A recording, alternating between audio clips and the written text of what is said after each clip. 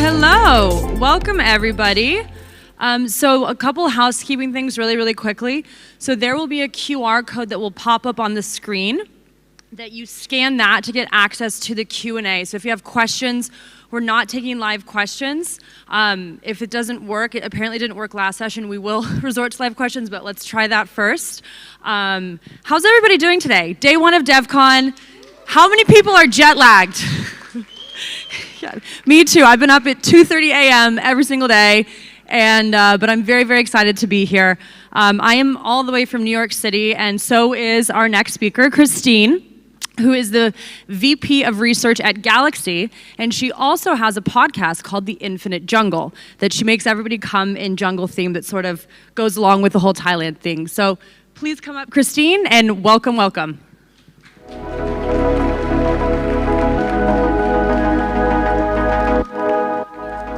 Hello, everyone. Thank you so much for coming to my talk on what is going into the Pectra upgrade. We're going to talk about all the EIPs that are going to the Pectra upgrade. Quick disclaimer before I start, everything I'm about to say is all informational for informational purposes, should not be construed as financial or investment advice. Before we get into what's going into Pectra, the question that I get asked the most is when Pectra is going onto mainnet. So I'm just going to get that out of the way so we can get into the technical stuff. This is a very tentative timeline analysis, and everyone's taking pictures already. When people ask me, when is Pectra going to happen, I say it's too early to tell, because it's true. Pectra is still in very early stages of its development. Specifications are changing. The scope of Pectra even has not really, truly been finalized quite yet, as we'll talk about.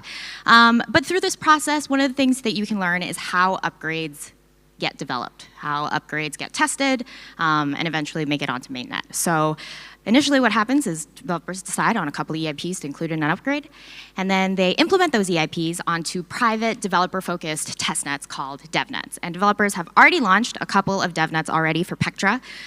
So these EIPs have already undergone a couple of rounds of implementation, and developers have noticed edge cases, have noticed various bugs that they want to fix, and they iterate. They iterate on these EIPs by launching new DevNets. DevNet 4 was launched last month, October, and this doesn't usually happen, but developers, very specially for this entire conference and for everybody in the audience, launched the first public Pectra testnet this month. It's called Mekong, so you can go and interact with some of the EIPs that are going to be in Pectra early on. It's based on DevNet 4 specifications, but please note that those specifications are changing.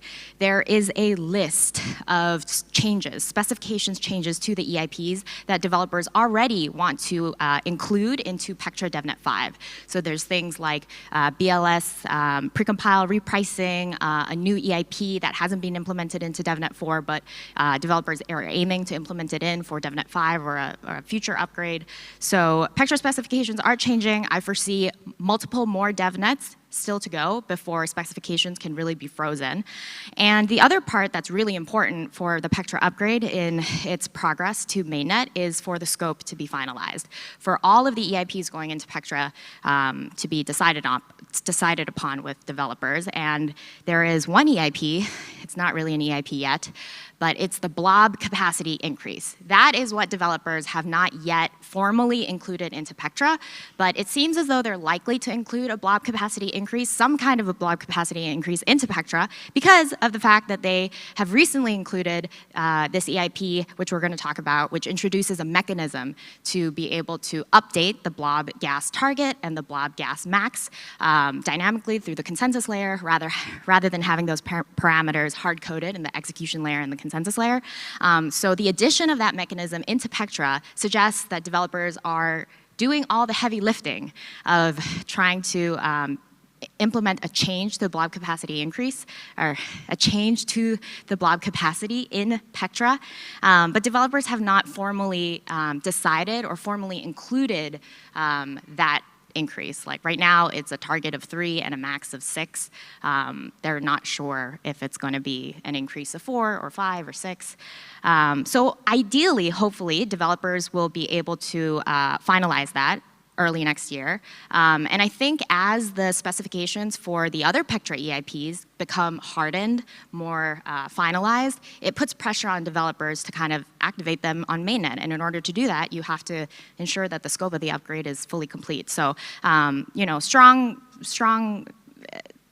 I guess, like thinking or reasoning that the that the Pectra scope will be finalized by early next year.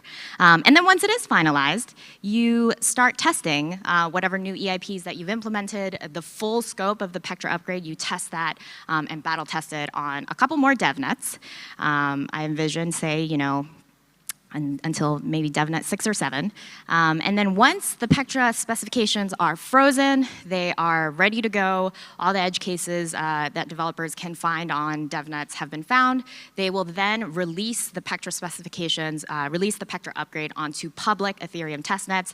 There are 2 right now, Sepolia and Holeshki. Gorley is deprecated, I believe. And historically, developers have budgeted about 2 weeks between public testnet upgrades. In kind of rare occasions, developers kind of shrunk that timeline down to even just 1 week between testnets. But because of the size of Pectra, I imagine that developers will want to take the full time to see how the Pectra upgrade fares on public testnet environments. So I am budgeting roughly about a month for the Sepolia and the Holeshki, I don't even know how you say it right, but Holeshki, thank you, sir. Yeah, so that's gonna happen. And I'm budgeting about a month for that. And then after, that's when you can finally have the mainnet activation. So given all of the information that I know right now and the progress that developers have made so far on Pectra, my best analysis and guess is that Pectra mainnet will realistically happen next April 2025. Again, this is very tentative because a lot can change between now and April. Development happens on a week-to-week basis. Developers are on these ACD calls talking about this bug that they didn't expect in this EIP or this new EIP that they do want to add into Pectra now. So a lot of things can change this timeline. But looking into my crystal ball, there you have it, my timeline. Let's move on to what is the meat, you know, the bread and butter of this talk, which is what is going into the Pectra upgrade. There are 10 EIPs that are going into Pectra, and 4 of them are focused on the execution layer. Oh my gosh, the print is so small there. EIP 2537, it is a new precompile, yay, new precompile into the EVM, BLS 12381 curve operation. This is a new cryptographic signature scheme that smart contract developers have been asking for a very long time. This is an EIP that was created in 2020, and at the time, dApp developers were like, we really want this because it would give dApps, certain dApps that are relying on zero-knowledge cryptography, stronger privacy guarantees, potentially increased security and scalability. I believe BLS signatures, that signature scheme or that aggregation is also the signature aggregation that happens on the consensus layer for validator attestations.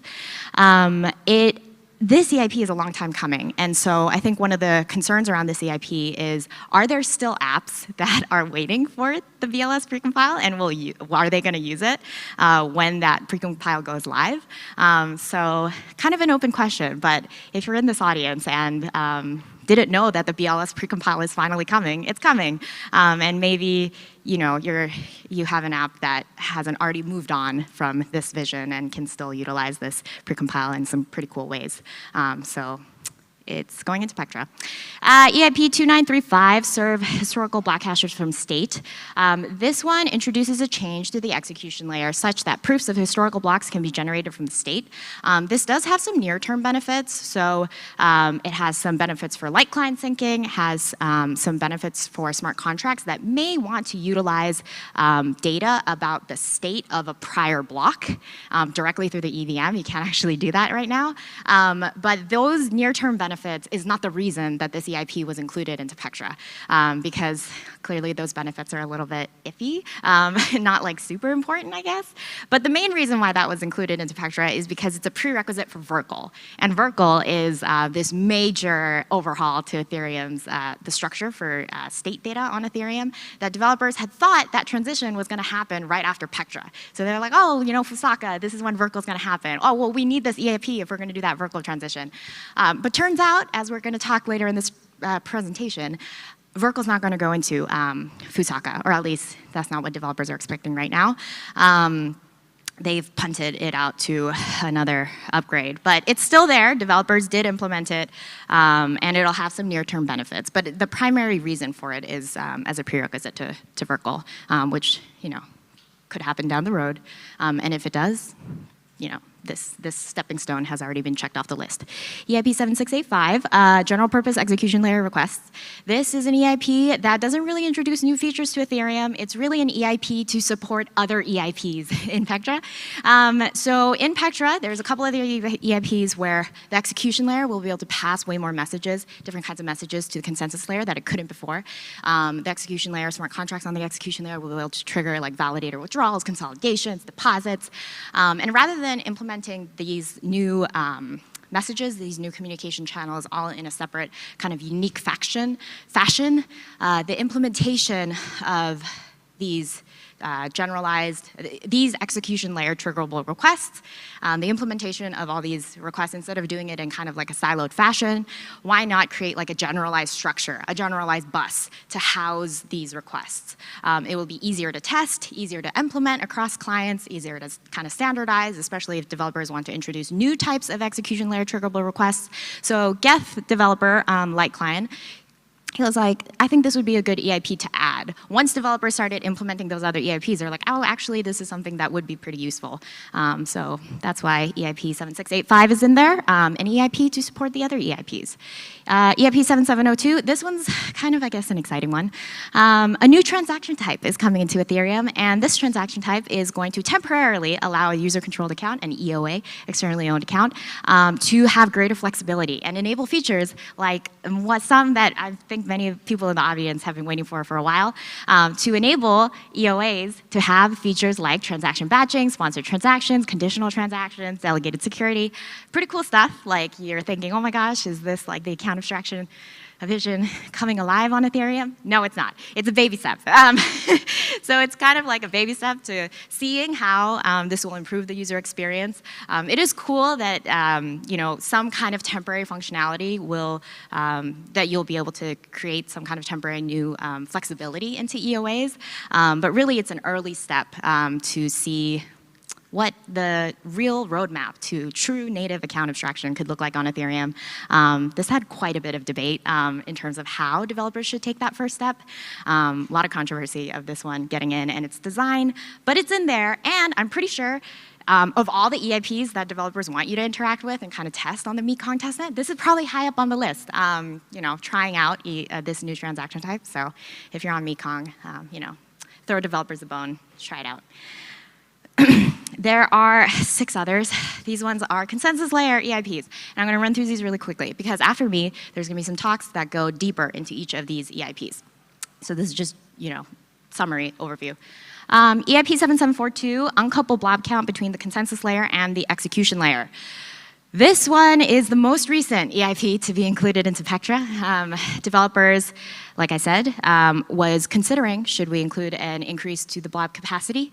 And if we're going to do that, currently the blob capacity is hard-coded into the execution layer and the consensus layer. And the hard coding of these constants are all kind of different in all the clients.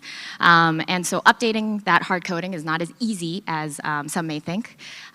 So creating a mechanism to kind of be able to change the blob capacity and have it dynamically set by the consensus layer will ensure that in the future, developers can easily change the blob capacity of Ethereum if they want to.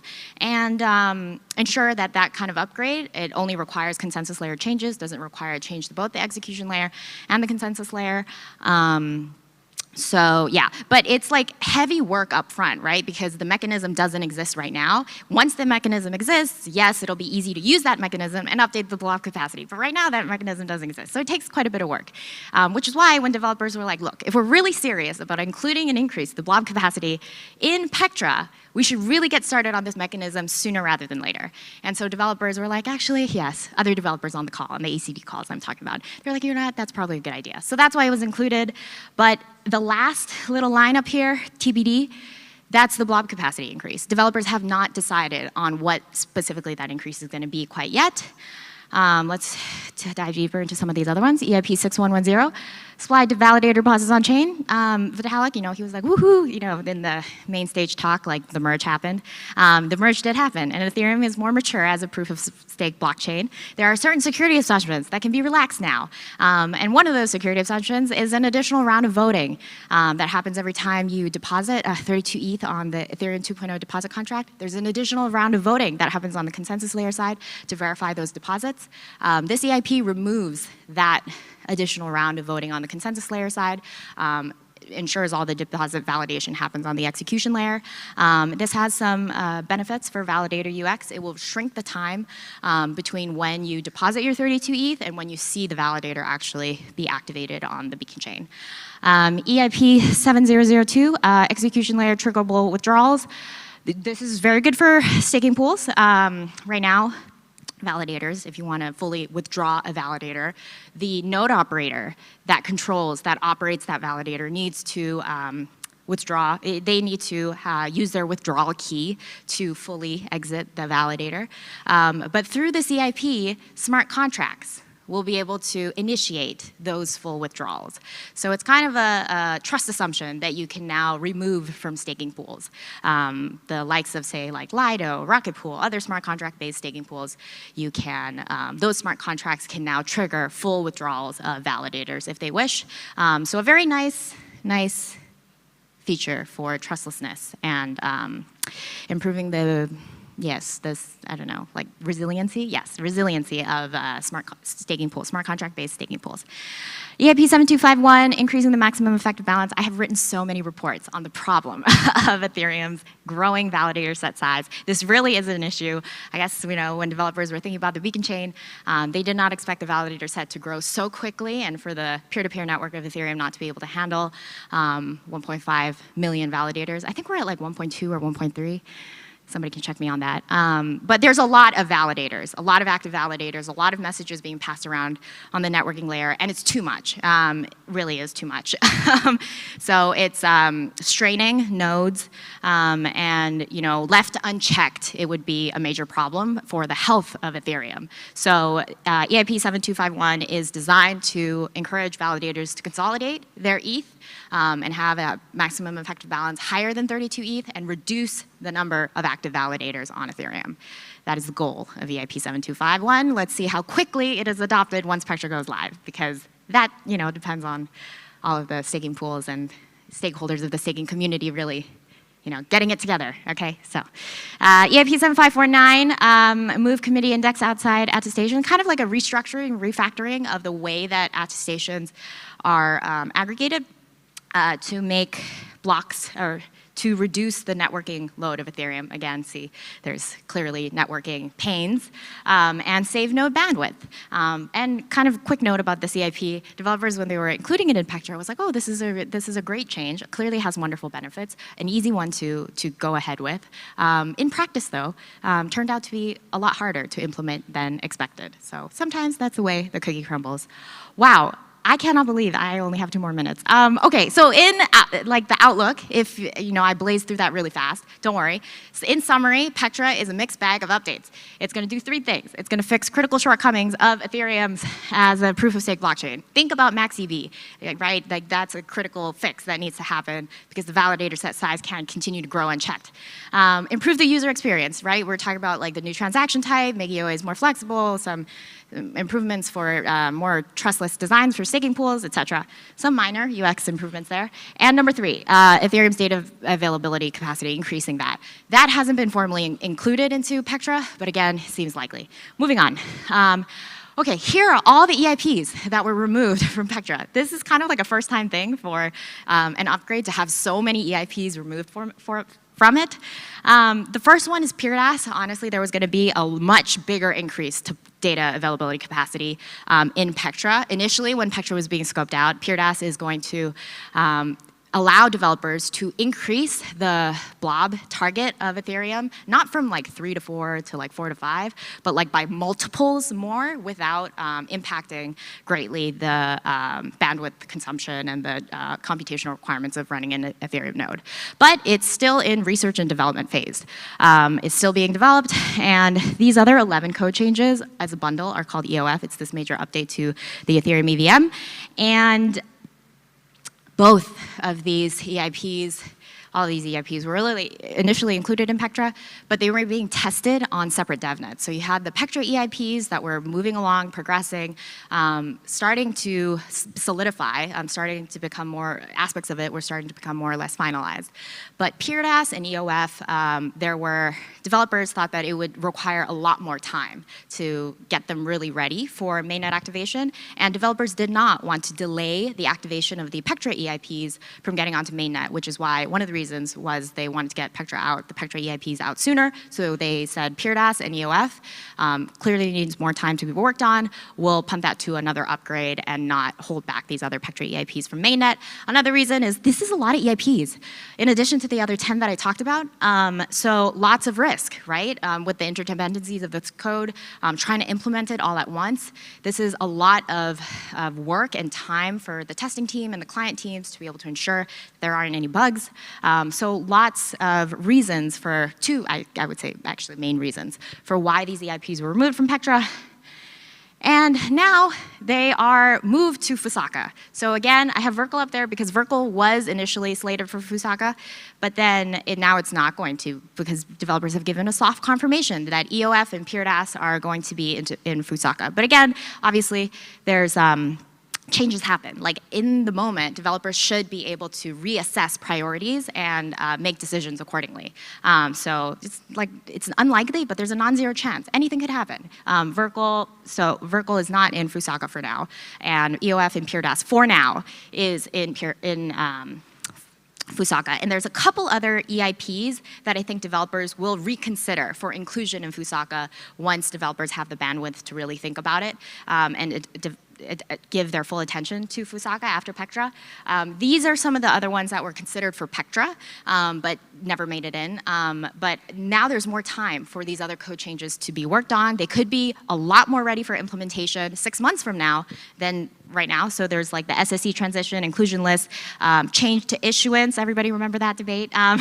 Could come back. History expiry, ePBS, and account extraction, right? Like with the new transaction type, maybe there'll be some learnings from that, from Pectra, that inform next steps. So lots of other EIPs that could be included. The scoping discussion for Fusaka will be an interesting one to watch. So in the audience, I hope this just goes to show, please be engaged in Ethereum governance. I don't foresee, very many upgrades left in Ethereum's future, so every upgrade counts, and there's a lot of priorities on the list, and so it's worth it in the Ethereum ecosystem to make sure that your voice is heard and that decisions about where Ethereum protocol is heading is not made by a few individuals or a few groups, but that the whole community and ecosystem gets involved. So thank you. I hope you learned something new about Ethereum and Pectra.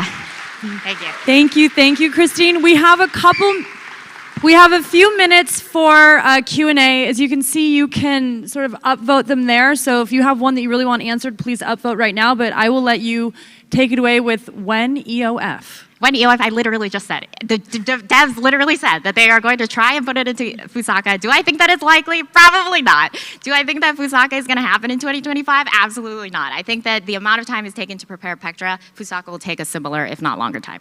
Awesome. And then if we want to answer, I think we have time for one more. Is there an emergency can you see him there? For us to increase blob target on Pectra in case they get too expensive and started?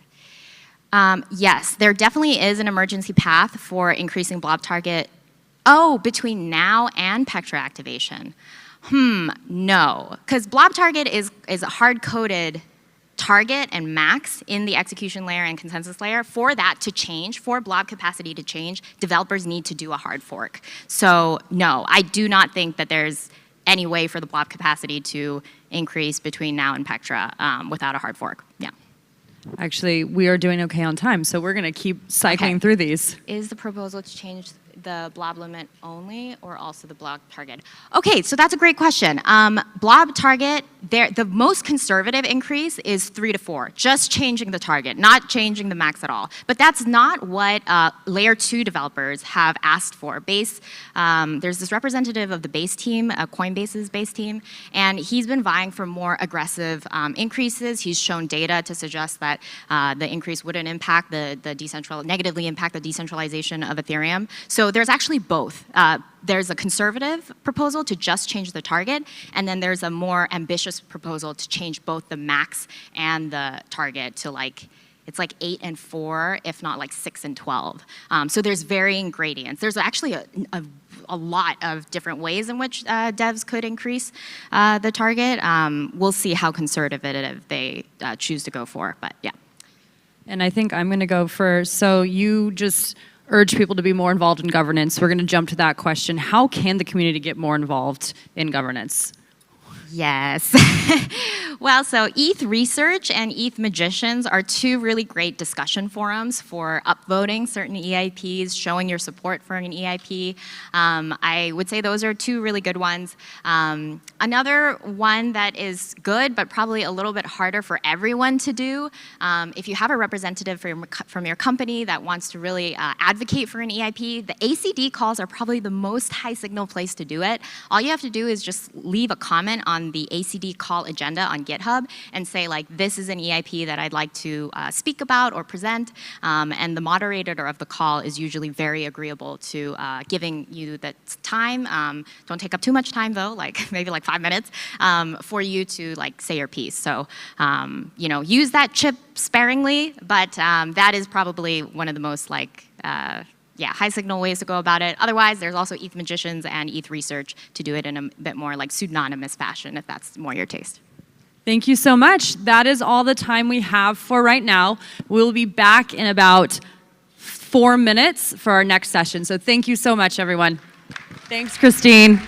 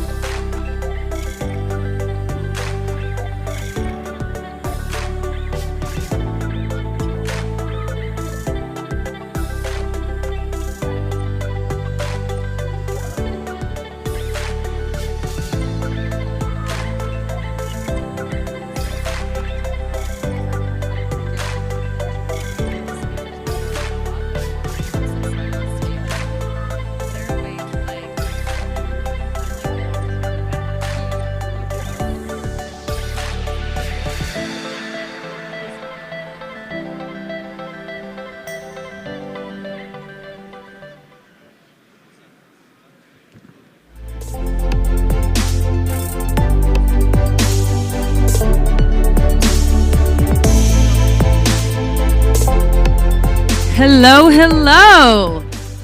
We're going to get started with our next session, a technical deep dive into EIP 7702, and that is going to be hosted by Light Client.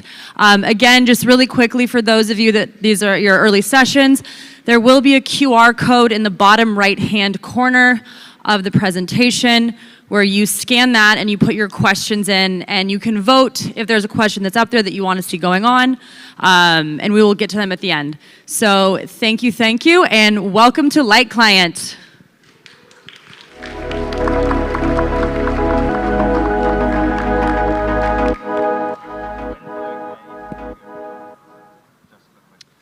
Hey, good afternoon, everybody.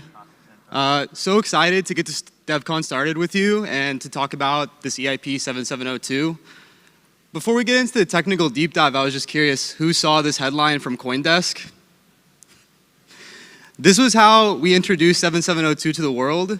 22 minutes of Vitalik writing the PR for the EIP. But it really started from this Future of EOA AA breakout call.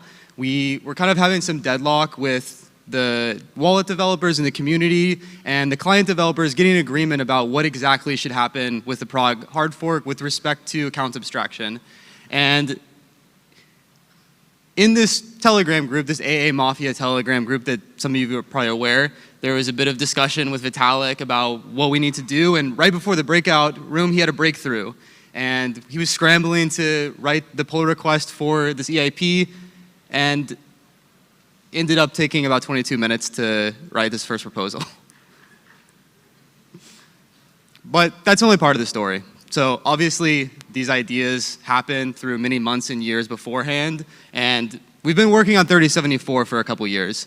And these ideas are not new. There's been commentary that maybe 7702 is being rushed to the main stage for Ethereum, but I don't really think this is the case. This is something that's really encapsulating a bunch of ideas that we've had with 3074 over the years, and now we finally found the right way to package it together to give the best interaction with wallet developers, client developers, and generally what we want Ethereum to look like in the future. So with that said, that's some prehistory for 7702. Let's jump into the actual technical details about how the EIP works. I think most people in the room probably understand the motivation for the EIP, so we can kind of skip over it, but I do want to mention this bootstrapping phase because this is kind of something that is a big differentiator between the prehistory, this 3074 history, and the world with 7702. So with 3074, we had this idea that we wanted to make EOAs as generic as possible and let them do any kind of execution that you can imagine, so long as they provide a signature to authorize the execution. With 7702, we tried to take a bit of a step back, and this was really the breakthrough between 3074 and 7702. We wanted to allow EOAs to have the power that they deserve to have, but we wanted to try and push users in a direction of using smart contract wallets. And we felt that this was an important phase of bootstrapping the smart contract wallet community, where instead of having to choose, is your app going to natively support EOAs great, or smart contract wallets great, you get the opportunity to have a unified interface across both EOAs and the smart contract wallets. So how can we do this? How can we create this environment for users? Well, if we recall, this is what an account in Ethereum looks like. You have your nonce balance code and your storage root. What we want to do is we want to take smart contract wallet code and we want to put it into the EOA accounts. How is this possible? This is really what 7702 provides. We're introducing a new transaction type, the set code transaction type. And the way the set code transaction type works is it's extremely similar to how the 1559 transaction type works with this additional authorization list element. And inside the authorization list, you have your authorization, which is basically saying, as an EOA, that you would authorize some code to live into your account. In the authorization, there's the 4 elements. We have the chain ID. The chain ID is just saying, I authorize this account, this address to act on behalf of my account on this chain. The address is the address of the account which you're authorizing to act on your behalf. What do we mean by this? This is this idea called creation by template. And it's a bit different than how you deploy contracts today on Ethereum. unlike the init code deployment that most of you are probably used to, where you return the code that you want to exist in the account at the end of the init code, you actually say just immediately what the target that you would like to be put into the account is. So instead of running this initialization phase, you actually have the initialization via regular call later on in the transaction. Why do we do this? A big reason is that we wanted to minimize the amount of call data from trying to migrate your EOA into a smart contract wallet. And what we found is that you have to say what target code you want to execute in your account. It's not as simple as providing just the 20 bytes today, because typically you have to provide the 20 bytes for where the template is going to live, and then you need to have some setup code around this to Xcode copy the data, bring it into your account, return it from your init code.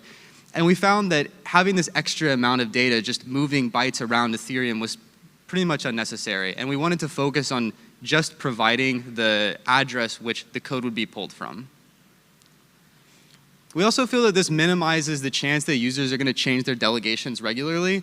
Like I said in this bootstrapping phase, we think it's really important that we get users focused on using smart contract wallets and not trying to create different types of UX in Ethereum where they have maybe ephemeral delegations that only last short periods of time. Now, creation by template, as I'm describing, is basically saying, take this address and put the code at that address into my account. This doesn't quite work today because we have an EIP 3607, and what it says is that if you have code in your account, it's not possible for you to originate transactions. So we need a way to work around this. And how do we do this? This is basically the idea of what is going to go into your account. So after you submit a 7702 transaction with your authorization, you'll end up with a delegation designator into your account. And this designator is a structured piece of bytecode. It's 23 bytes, and it starts like this.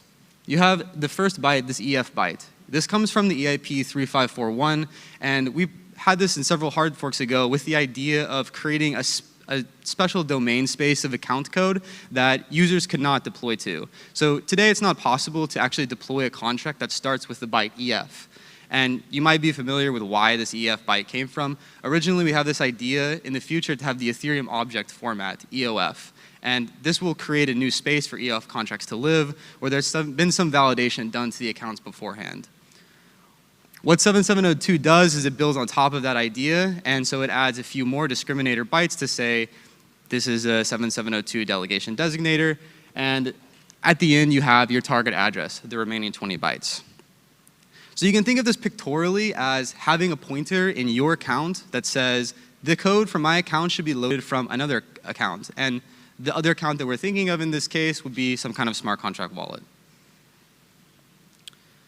Okay, so that's the chain ID and address. We've got the nonce and signature. The nonce is just going to be the nonce of your EOA, and the signature will be a signature from your EOA, just providing replay protection and some authentication from your account that you actually do want to set a delegation to your account. Perfect. I don't know if you guys can all read this in the back, but let's dive a little bit deeper into exactly how 7702 works. We can think of this function, process authorization, as something that lives between checking that the transaction is valid and before the EVM execution for your transaction happens. What we do is for every authorization that exists in the authorization list, we first check that the chain ID is either not equal to the chain ID of the chain, or we verify that the chain ID is not 0. So there's an additional opportunity for 7702 authorizations to say if the chain ID is 0, it's valid on all chains, similar to today with transaction signatures. One thing that might be confusing about the way that we process the authorization list is you can notice that there's a continue here, rather than raising an error or returning a fault. The reason that we do this is that we're trying to avoid very complex interdependencies of transactions. Because the transaction type is relying on the nonce of the EOA, you could imagine that you have a transaction that has many different EOAs within its authorization list that could possibly invalidate many other transactions that are pending from those accounts. So what we've done here is we've kind of tried to keep the transaction validity simple, focusing only on the overarching sender of the set transaction format, the set transaction object, rather than creating this dependency level. And we feel that this avoids any kind of denial of service attacks that users might be able to come up with. So after you verify your nonce, we'll recover the authority from the signature that's in the authorization. If there's any kind of issue recovering it, we continue on. Then we check the code for the authority. Here we check to see, is there any code deployed in that account? Because if there's code deployed into the account, we need to retain the property from EIP 3607, where we don't allow the EOA to originate a transaction. So after we do that, we also need to make sure that if there is code, that the code is a delegation, because we want users to be able to replace their delegation. We don't want users to forever and always have a single delegation that they've chosen. So you have this opportunity to update your delegation. After that, we do the nonce verification, and if it's correct, bump the nonce. And then finally, we actually make the delegation designator that you saw on the previous slide. This is written into the account, and now you have your delegation designator, so all of the operations will load the code that you're pointing to. There's also an additional short-circuiting mechanism here that we've done. And instead of writing the actual 0 address, if you pass that as an authorization address, we will completely clear the delegation designator from your account. And the reason that we do this is we want to allow users the opportunity to completely undo the delegation operation. That way, after you submit this operation, it's basically impossible to tell that your EOA was ever delegated to another account, just to make users feel more comfortable with trying this new mechanism. I want to try and wrap all of these technical concepts into maybe a more clear example. So imagine you have some user, and the user has a thought. Gee, it would be super nice if I had a smart contract wallet, because today, my account just looks like this. No code, empty storage root. I can't do any kind of interesting things like batch my transactions or have someone else pay for the gas for my transactions.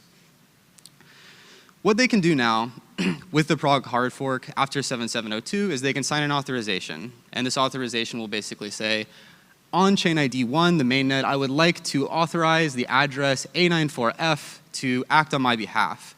And they've signed the nonce for replay protection and the signature that says that they authorize this thing.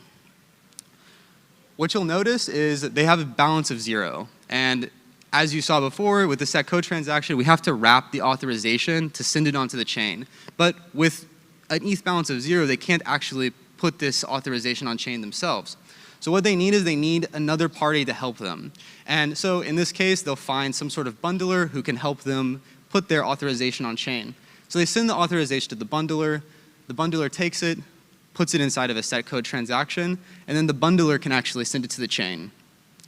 So this gets processed, the user's account is updated, their nonce is bumped, they still have a 0 Ether balance, and the code is set. So they have their delegation designator.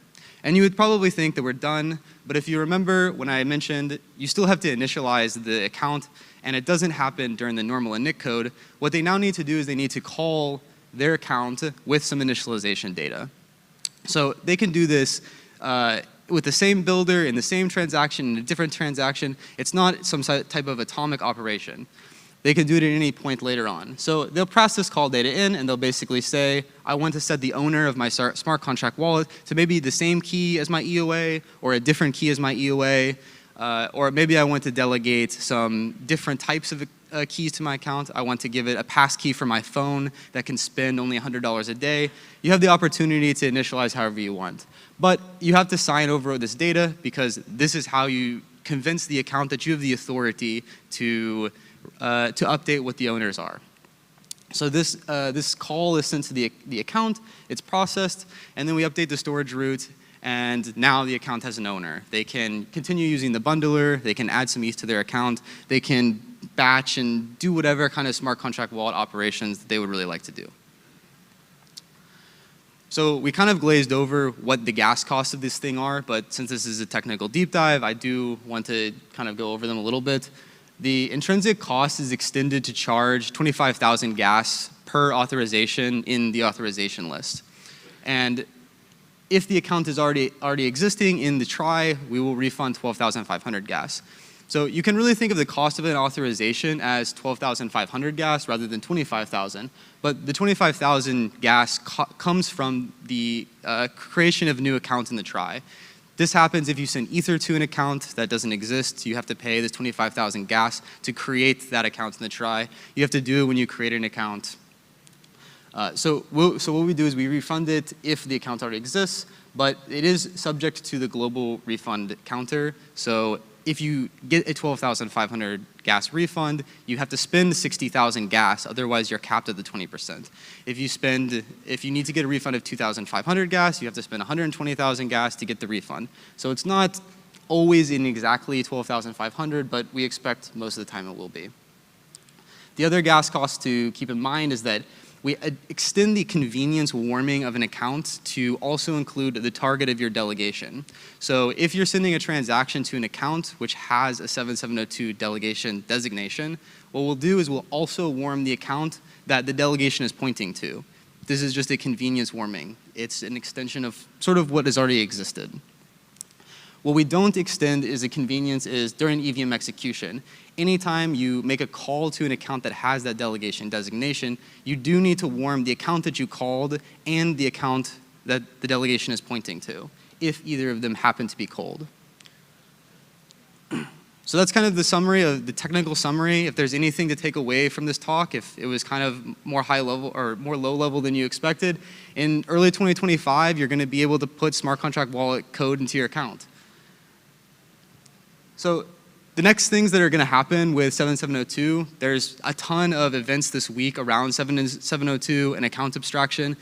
I think it would be amazing to continue collaborating with all of the builders that are thinking about how to bring this to the user, how to bring this to the masses.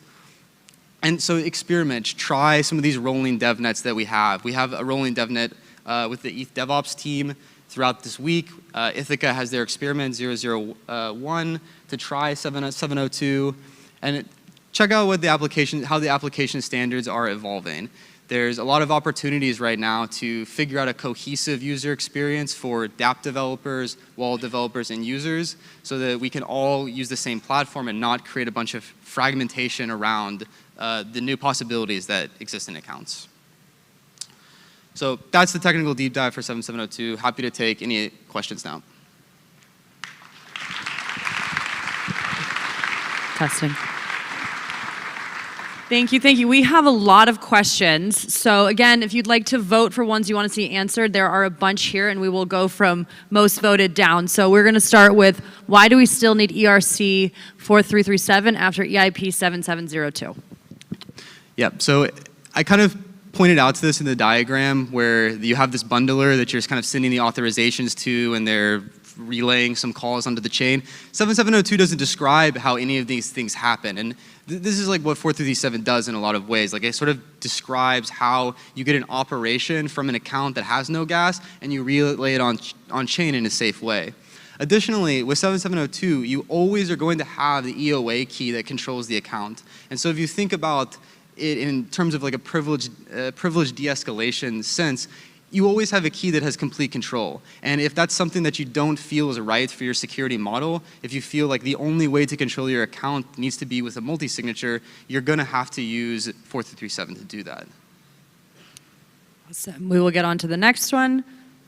Sorry, did that work on your side?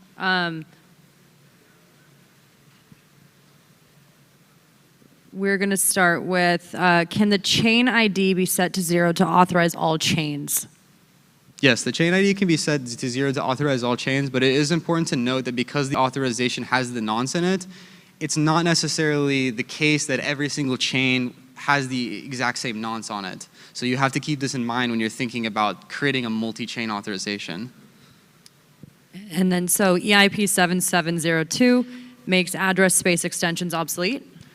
I don't think so at all. The reason that we have the 7702 type bytes in the delegation designator is it's 0100. So in the case that we in the future have address space extension, it's extremely simple to just say we're going to bump the version of the 7702 prefix bytes to say the next 32 bytes are the address rather than the next 20 bytes.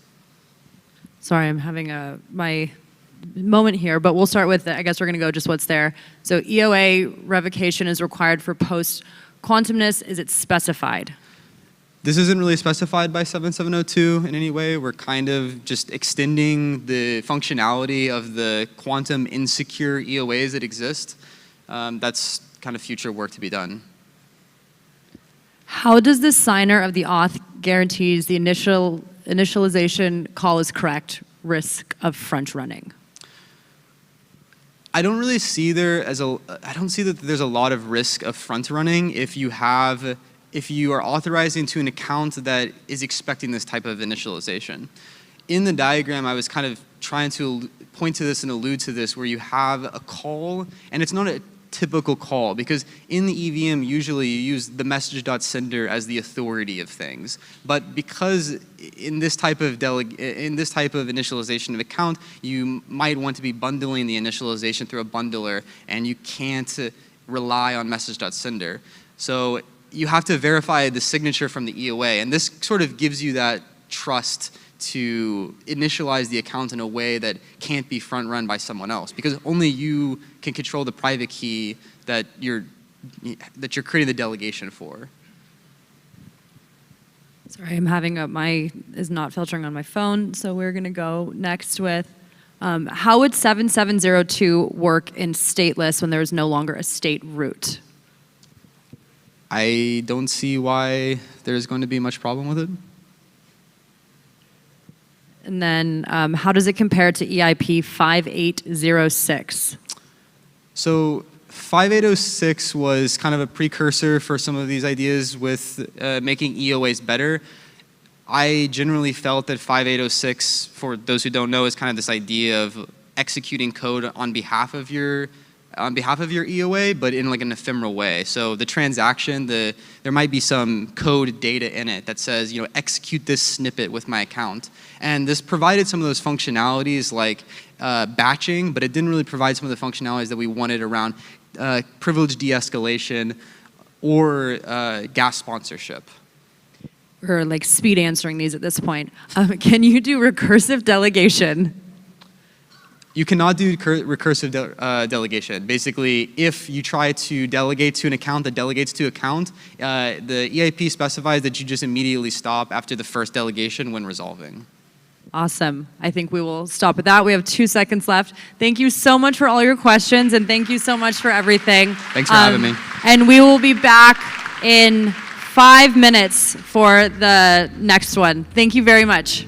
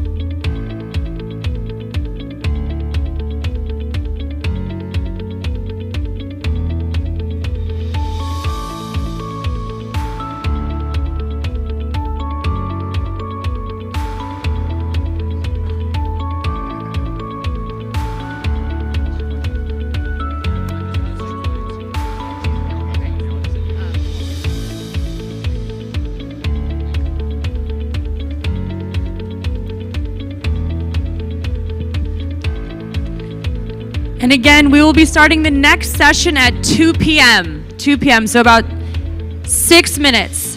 Thank you.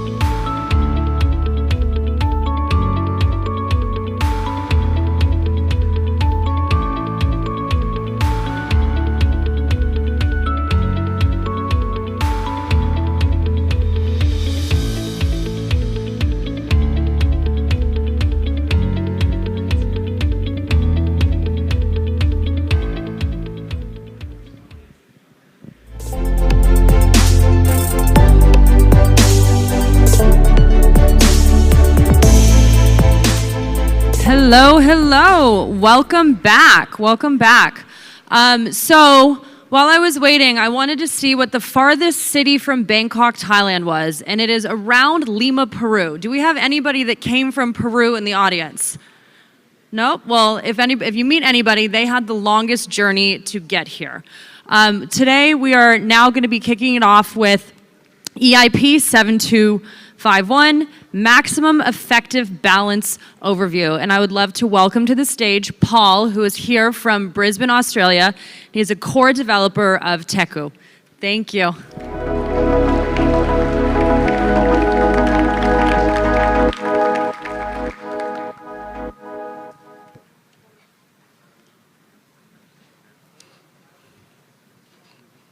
Hi everyone. Geez, the lights are bright. I'm here today to talk to you about increasing the maximum effective balance, EIP 7251. It's less of a technical talk than the previous one, because I think there's a few things we probably need to go over. So to get started, we're going to talk about what the effective balance actually is. If we have a look at the beacon state, I'm hoping people know what the state is in the consensus layer. We've basically got two lists containing information about validators. There's the list of validator balances, which is the total list that a validator has, a total balance that a validator has. And then there's a list of validator objects. Each of those validators has an effective balance, and that effective balance is limited to a maximum, at the moment 32 ETH. There's also withdrawal credentials, and we'll go over that shortly.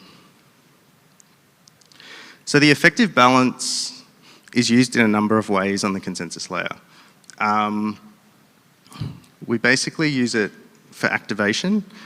At the moment, a validator needs to reach maximum effective balance of 32 ETH in order to become eligible to be activated on the network. We also need to potentially eject validators if they reach below 16 ETH.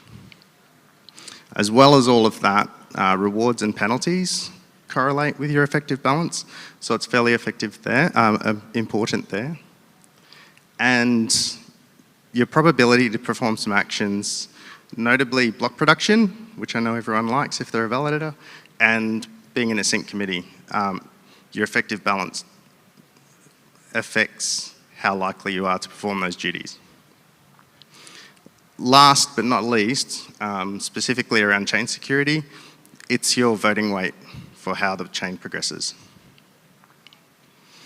Next, we'll have a closer look at validators. So when we started with phase 0, there were two types of validators. A lot of people knew a lot about the BLS validators. They have a withdrawal address, which is what I mentioned before, starting with 0 byte and BLS credentials. There's also an execution layer validator which had execution credentials in its withdrawal address, and it was prefixed with a 1 byte. Both of those validators from phase 0 and up to now had a maximum effective balance of 32 ETH. In Capella, there were some changes made. Withdrawal sweeps was fairly popular. They were only actually available with the execution layer validators. So there was also a process made to swap from BLS credentials over to EL credentials. In Electra, the principal change that we're making is we're introducing a compounding validator. It's also going to have execution layer credentials, and they're going to be prefixed with a 02. So that's going to be our flag for where the effective balance can go to on a given validator. The effective balance is going to be able to increase to a maximum of 2,048 ETH, which is 64 times what it can today. So yeah, a compounding validator can have up to 2,048 ETH. That's pretty awesome. It has implications. So you're going to become more likely to propose a block because you have more effective balance if you're at 2,048 ETH, and also to participate in a sync committee. Your voting weight actually increases, so your vote on the security of the chain is increasing because of that as well. And the minimum activation balance is something that we added. So the problem that we had when we were going into this EIP is that we wanted to change the maximum effective balance, but we also wanted people to be able to activate at 32 ETH. So we can't just reuse the maximum effective balance like we have previously. So there's now a min activation balance, which we use. It's going to be possible to consolidate validators. Any validator with execution credentials is going to be able to be potentially consolidated under a set of restrictions, obviously. The way it's going to work is it's going to be driven from an execution layer request. And that will give us the ability to prove authority of the credentials of the source validator, the validator that the balance is moving from. And then that balance is ultimately going to end up on a target validator. And the source validator will be shut down through that process. The advantage of the consolidation process over, say, exiting the validator and then manually doing your own deposit is that through the consolidation process, you only have to pay the duration of time in the exit queue, and you don't have to wait for the deposit to go through the activation queue. Why switch, I figure, is probably a pertinent question. For solo stakers particularly, it seems like a compounding validator might not be that useful, but there's probably a lot of people that are in a position where they've got, say, 32 ETH to stake. They might actually have 50 ETH to stake, right? And now you're going to be able to put that extra balance onto your validator and actually earn rewards on the 50 ETH, not just on the maximum effective balance of 32. Some people have expressed also that they don't particularly like the withdrawals process, the withdrawal sweep. So by going to a compounding validator, by going to a compounding validator, you're no longer going to have that withdrawal sweep. Well, not for a very, very long time. As an institutional, you might wish to reduce the number of validators that you're running, but maintain the same amount of stake. So this would allow you to do that and potentially reduce infrastructure costs somewhat. And generally available will be the ability which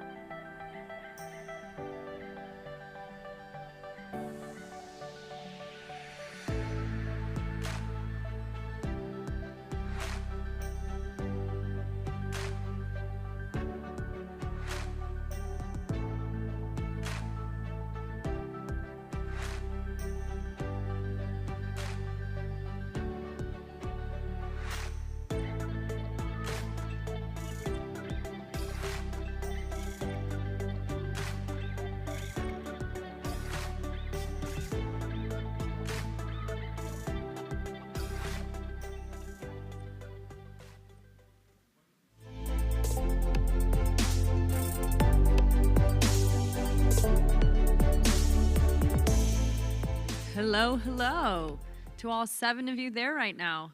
Very nice to see you all. Thank you for being here. I know it's a long day and it's caffeine hour, but let's please welcome to the stage Tina Haibodi, and we're talking about the next era, sequencing and its real impact on app users. Let's give it up.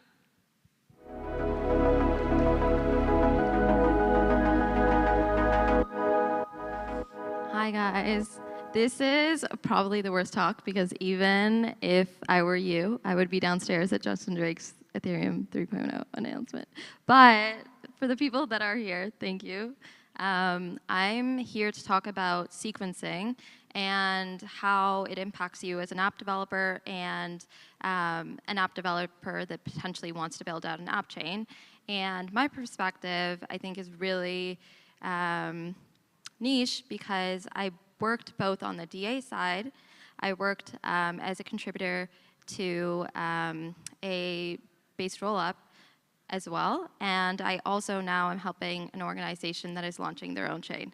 So I've been at 3 different points of the stack, and what I wanted to do with this talk is kind of provide information and public goods information that a lot of app chain developers and builders don't often have access to. And when they're building out their app chain, they oftentimes don't make the right choices or make significant trade-offs that can affect their users. So I'm super excited to chat more about this today, and let's do it. Okay, so what was the original kind of thesis and mission of sequencing? It originally, when L2s were being built, was this notion of being able to commit and batch transactions and organize them. So we know this kind of thesis of how you build out an L2 app chain today, and when you're deploying your smart contract, and when you're actually configuring the bridge contracts and asset transfers for this app chain. And this kind of developer flow that's been preconceived by the L2s, like OP, like Arbitrum. And I would say the issue with this is that a lot of these L2s are primarily running an independent or centralized sequencer in this process. So I'll go into why that impacts you as a potential app developer or developer building these app chains, but this kind of thesis of being able to control your sequencing affects your users and how they can submit transactions, how the transactions are confirmed and then executed, and then their overall user experience. Okay, so we had this original mission. That was kind of what sequencing looked like. And when the Ethereum roadmap mentioned the first couple high-level theses of sequencing a couple years ago, the overall mission was shared sequencing and decentralized sequencers. And we saw this with a lot of the research that came out of Scroll in the early days, and some research that was also coming out of Espresso and Astria, 2 different other shared sequencing protocols. And they really wanted to help users control their execution, give faster pre-confirmation times, and they also wanted to have a more competitive market for sequencing. At the time, there weren't a lot of options that were available, and this was giving a lot more power back to users. And this was very ambitious. And oftentimes, as we've seen, this means that the actual development or results or reality doesn't catch up to it, product development-wise. And what we've kind of seen lately or in the past year is that a lot of the L2s in the Ethereum ecosystem have centralized sequencers. They also have high fees, and they're predominantly focused on MEV extraction, or they have their own monopolies over certain rollups or app chains that are using them, and RASs also have huge monopolies. So a huge key point that I like to emphasize when I talk to other developers about this is a RAS called Conduit actually processes 42% of all Ethereum transactions. So when you think about that context, that's very powerful in the overall app chain development of Ethereum. So then how did sequencing progress from this original expectation and then now to the reality we're seeing? So we then saw multiple sequencing models emerge, and this kind of shared infrastructure. So Espresso, one of the Ethereum sequencers that I mentioned prior, they've been working with Arbitrum to have a client configuration where you can use stylus. There's a community-driven vision. So there's been multiple forum posts from L2s to allow people to have an opinion on sequencing. And a lot of them are also open sourcing this research so that others can contribute it to it. So I'd say now we've moved from that kind of pattern, and now there's kind of a profit concentration. And because of this, because there's only like 5 to 7 major players, this has created a market shift. And in this market shift, we're seeing that these L2s that were originally created to scale Ethereum, now their primary business model relies on sequencer profit. And what this means is that if you're an app chain developer or an app developer that's primarily relying on transaction fees or a portion of sequencer profit, if you, let's say, are a DeFi app, and this is important to you, this model doesn't necessarily benefit you as a user. So yeah, this is some of their average sequencing fees. I'd say OP and Arbitrum and Base have the highest fees generated in the past couple months. Base is a centralized sequencer, and they've shown and kind of advocated that in the end, users that are particularly building apps and services, they don't necessarily care about it being centralized. All they really do care about is pre-confirmation times and fast execution and access to a bridge, which they have an incredible developer experience to do so. So I think one thing when you're building out an app chain or using a lot of these L2s and deploying an app that would be sequencing transactions is to be mindful of the trade-offs of the overall developer experience and how that would affect your users. So this is kind of the composition of how L2s and overall Ethereum transactions are generating fees and kind of the distribution that you see in Ethereum specifically. So where did the market change? I love all the L2s in Ethereum. OP and Arbitrum specifically have contributed incredible public goods.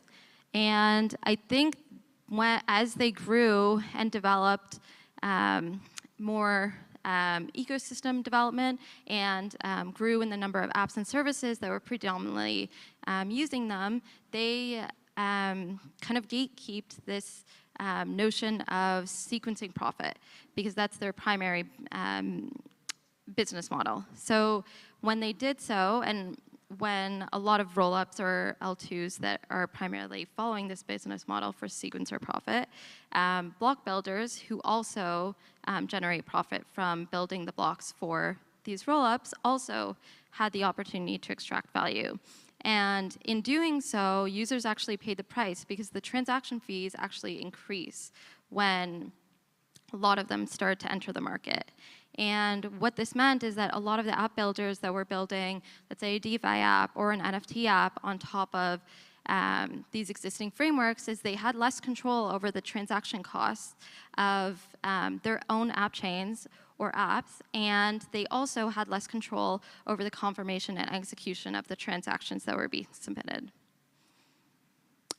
And then we had a third player, and this third player, they are taking a majority of the market. And I'd say the main player that I wanted to emphasize in this is Conduit. So Conduit is one of the major rollups as a service that emerged in Ethereum. We have other players like Gelato, Anchor, Caldera, and Aurora that's primarily on Near. And because they are this all-in-one deployment platform for deploying your app chain or app on these frameworks, they primarily take a large portion of your sequencer fees. And then Conduit recently also announced their G2 sequencer. So this G2 sequencer allows you to have a larger transaction size in kilobytes if you're processing larger transactions. And what this means is that you can have larger transactions that enhances your user experience, but they're taking a larger cut. And it's another advocate or example of how sequencer profit is now becoming this huge market for rollups as a service that have only recently entered the market. And secondary aspect would be that sequencing became profitable. So I think we saw maybe 2 to 3 years ago, these L2s, a lot of them had the proof systems that weren't in development or production yet. And now that there's real transaction volume, a lot of the sequencing profit helped them become profitable. And the market completely changed. So what this meant is that app chains started to get traction, and a lot of major teams that had existing apps like Uniswap, like the ENS announcement that was recent for Namechain, they started to deploy their own app chains. And what this meant is that previously, when you were building an app on these L2 frameworks, you did not have the power to configure or request changes to the L2 framework that you were using. You were really either running that sequencer client or deploying those contracts and then monitoring it with Grafana, like I mentioned prior. When now you had a full developer experience via a RAS, and then you also had the ability, based on the chain that you're deploying, to also negotiate a grant. And that goes into kind of the next wave that I wanted to articulate. So if you are someone that is either launching an app chain or wanting to use one of these frameworks or software or infrastructure to deploy your app, you now have the power. And hopefully this talk helps provide a public goods resource to how you can actually leverage your transaction volume or your users in this case. But builders now have financial power. So a lot of these L2s, they now want your transaction volume and users. And we've seen it with grant deals that are coming out like this. Like if you want to specifically work with OP or Arbitrum, a lot of the times if you have an application or app chain that is high volume, you can negotiate a grant. On the developer side, you're not in a place where you're just running a sequencer client and then just deploying contracts, and you're doing it in Docker and then running it in Grafana, and it's completely segmented, and there's no like central way to manage your developer experience.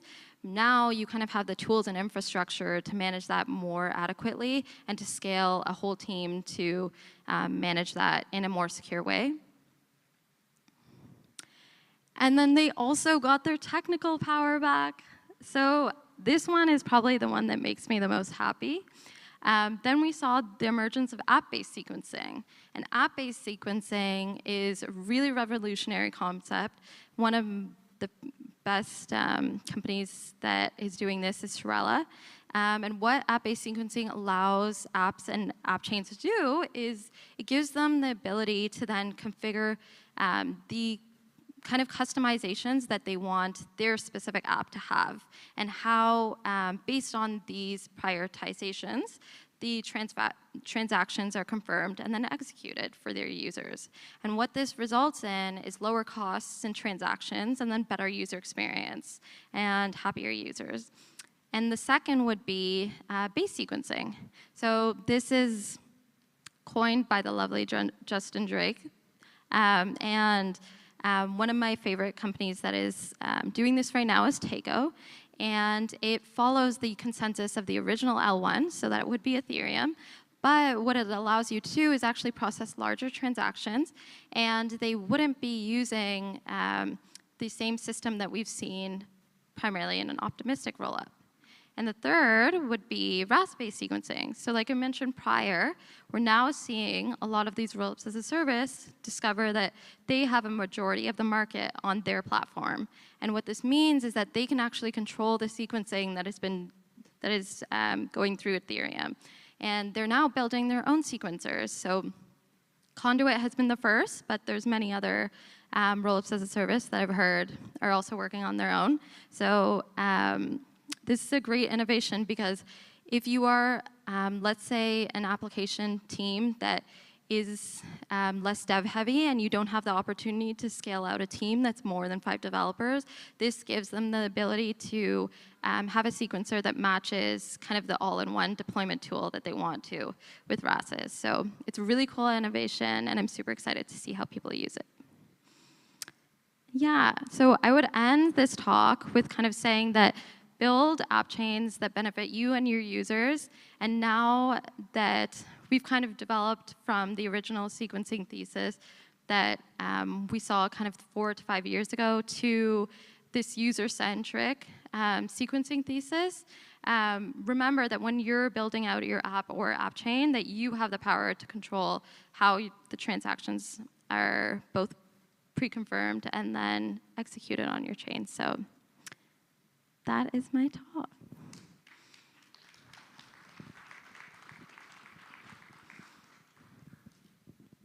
Thank you, thank you. I think since we just had some people trickle in, if anybody has a live question that you'd like to ask, I think we could hear everybody, so we can open it up to that. We'll give that a second.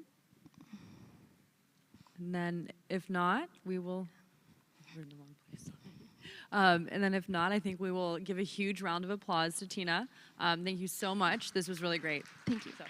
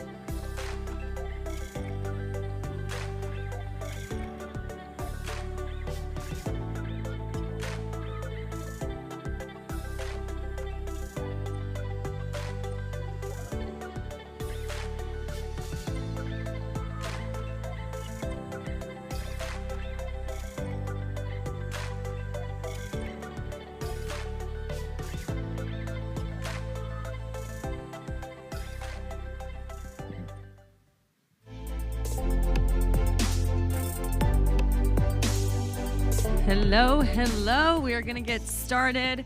We have a couple lightning talks coming up, so it's going to be pretty fast-paced. And I would love to welcome to the stage Matt Cutler, the CEO and co-founder of Block Native. They've been building in the space for 6 years, and he's going to be talking about postcards from the cutting edge of gas research. What you don't know can hurt you and your users. So let's welcome Matt to the stage.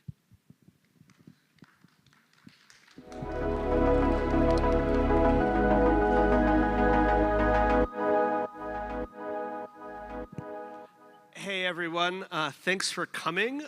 We're gonna blast through 5 minutes on cutting edge research on the gas markets. And this is research we have published previously at ETHCC about 3 months ago, and now we're updating it. So I'm gonna go super fast through this. What is gas? Spot demand for block space determines the spot price. So gas is a real-time market because anyone can submit a transaction at any time and often does, and that changes the spot price. It matters in every single way. Like everything we do on Ethereum is affected by gas fees. As I like to say, there's 3 guarantees in life: death, taxes, and Web3 fees. And there's a lot of them. 5.2 billion in transaction fees in the past 12 months. More than half of that is on Ethereum L1 alone. And oftentimes it feels like all of Web3 is being held up by these markets, but they're not particularly well understood. Now, efficient market theory says something really critical, which is to be an efficient market, all actors have to have access to price, equal access to price. And we just assume that the base fee actually reflects demand. But our research would indicate that's not necessarily the case. And it comes from sort of a funny and unexpected source. We know about private transactions. These are transactions that are transmitted privately. They show up on-chain but never show up in the public mempool. This is made possible by block building through MEV Boost, and people are familiar with that. And because of protection from MEV, private transaction flow is increasing. And our most recent data says about 35% of all transactions are privately transmitted. This has this very interesting effect. This is 6 Ethereum blocks. The blue is how much private gas is used, and you'll notice that this one doesn't have any private gas used. Why is that? Because it's an altruistic self-built or vanilla block by a home staker or by someone running MEV Boost with the min bid turned on. And what this does is pretty fascinating. You have 2 mempools now. You have the public mempool and you have the private dark pools, and pressure builds up across each of them. And if you produce one of these altruistic self-built blocks, you don't have access to the dark pool, and so you have none of that here, and the pressure builds up on that side, and then you wind up with a block immediately thereafter that has a lot more private transactions than it should because it's trying to clear the pressure. And what this does is it juices the base fee. So on this block that doesn't have any, it's abnormally empty, the base fee drops, and then it spikes back up, and then it decays. And this happens more frequently than you might expect. Basically, vanilla or self-built blocks are about 9% of all blocks. It's about 1 in every 11 blocks, give or take. And it turns out it's getting worse. And this was predicted by us, but we're actually seeing evidence of that. Part of this is driven by the fact it's not just the number of transactions which are transmitted privately, but it's how much gas they consume. And as you might expect, the more complex the transaction is, the more likely it is to have MEV, the more likely it is to be transmitted privately. And that results in just about 50% of all gas comes through private transactions today. So we get this. This green line is a sort of typical MEV boost block. It's about 50% full, doesn't move the base fee.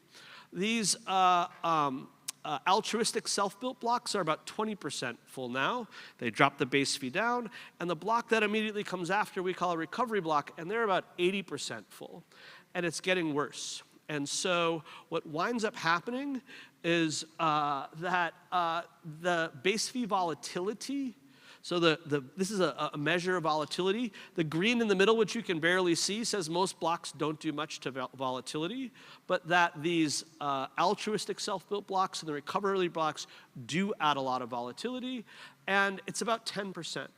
So we expect the base fee to be roughly equivalent to real-time demand, to spot demand. And it turns out it doesn't always reflect demand. It reflects this interesting nuance created by private mempools, created by block building, created by altruistic self-built blocks. And what this does is it affects how everything gets priced. And so if you're a builder, and for your users, this is something you should be paying attention to because it's getting worse. And so, and by the way, guess what's a real thing now? Privately transmitted blob transactions. Anyone notice that the blob base fee has been a little more volatile than usual? There's more demand, but also there's private blobs being transmitted as well. So this is something that I think we need to pay attention to as we go forward with the Ethereum roadmap, and I think it's something that's worth further research. So that's what this is all about. I think there's room for improvements in the 1559 fee asymmetry. We provide a tool called Ether Now where you can watch this stuff live. You can watch private transaction flow and things like that. And part of our solution to this is we're moving everything on chain on the gas markets, and this is something we're just getting going with DevNet right now, and you can find that at gas.network. And with that, that was a lightning talk. I hope everybody followed it, and I'm happy to take questions if there's any questions. But that was postcards from the cutting edge of gas research. Thanks so much. That was very impressive. We are in the era of lightning talks right now, so they'll be moving very, very fast. If you guys want to ask Matt any questions, we have about a minute left. And then if not, you can chat to him on the side, and he will stick around. So we don't have any. Oh, there's one. Yeah, we'll go live.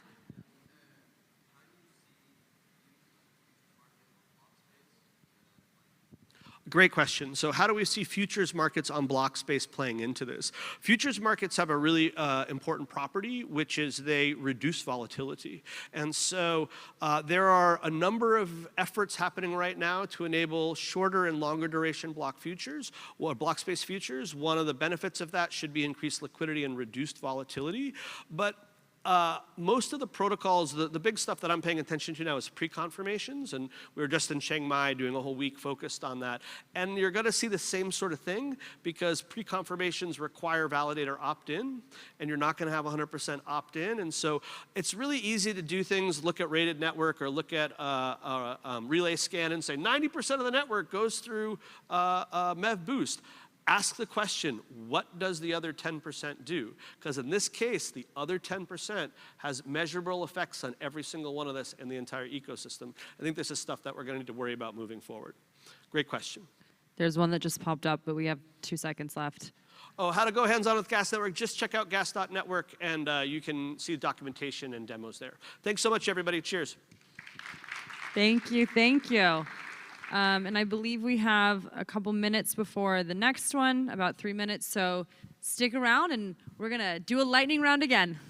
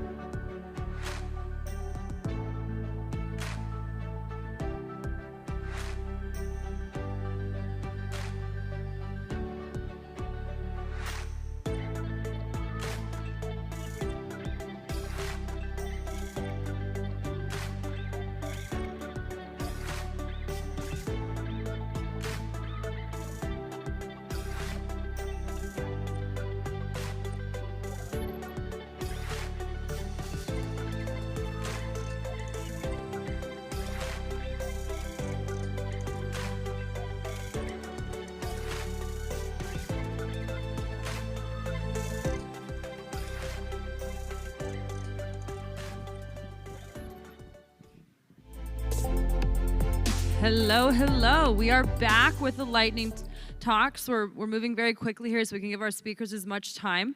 I would love to welcome to the stage Maverick, who's a software developer at Sigma Prime, and he's going to be talking about Lighthouse Introduction to Siren. So let's give it up for Maverick.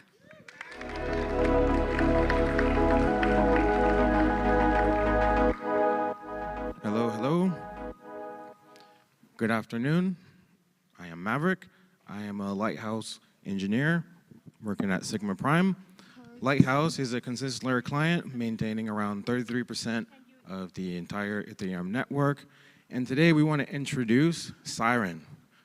Before we get started, I want to ask a couple of questions. Who here feels confident they can set up and configure a validator all on their own? Okay. Who here feels they would struggle to set up a validator even if they had a video tutorial and a guide? Okay, if that's you, don't worry, it's okay. It's totally normal to feel like you're not technical enough to maintain a validator.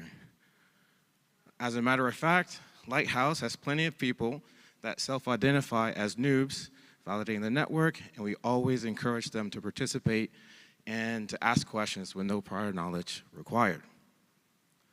And this is kind of the reason why what led us to making Siren. We believe staking can be easy, accessible, and reliable.